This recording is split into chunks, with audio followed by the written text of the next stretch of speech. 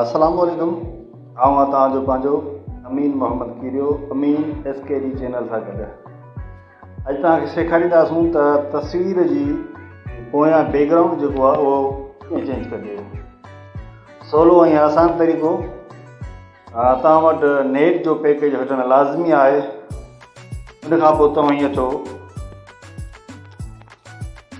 Google ते। इन लाइ तव्हांखे अचिणो आहे गूगल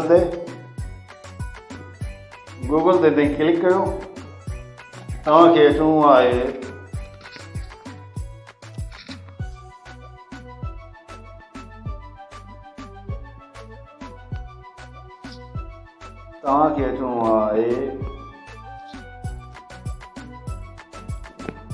सर्च बार में तव्हांखे लिखणो आहे रिमूव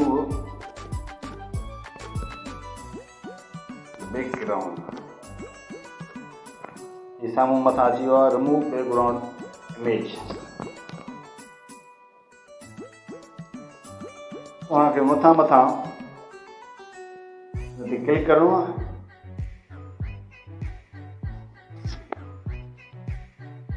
क्लिक करण खां पोइ हीअ लिखियल आहे अपलोड इमेज, उन ते क्लिक करिणो आहे। डायरेक्ट तव्हांखे गैलरी में वठी ईंदो। जेका बि तव्हांजी तस्वीर, जीअं तस्वीर जो तव्हां बैकग्राउंड चेंज करणु चाहियो था तव्हां खणो। जीअं आऊं हिन तस्वीर जो बैकग्राउंड चेंज करणु चाहियां थो। क्लिक कयूं, डन ते क्लिक कयूं। तव्हां ॾिसंदा कुझु मिंट लॻंदा, कुझु सेकंड लॻंदा तस्वीर जो बैकग्राउंड चेंज थींदो। हीअ ॾिसो कुझु सेकंड में तस्वीर जो बैकग्राउंड चेंज थी। न कंहिंखे मिनत करण जी ज़रूरत आहे, न कंहिंखे चवण जी ज़रूरत आहे। तव्हां पाण ख़ुदि करे सघो था। डाउनलोड लाइ तव्हां डाउनलोड था करण था चाहियो या डाउनलोड HD करण था चाहियो। डाउनलोड HD करण था चाहियो त हिनखे क्लिक कंदा, ऑटोमेटिक तव्हांजे गैलरी में तस्वीर हली वेंदी।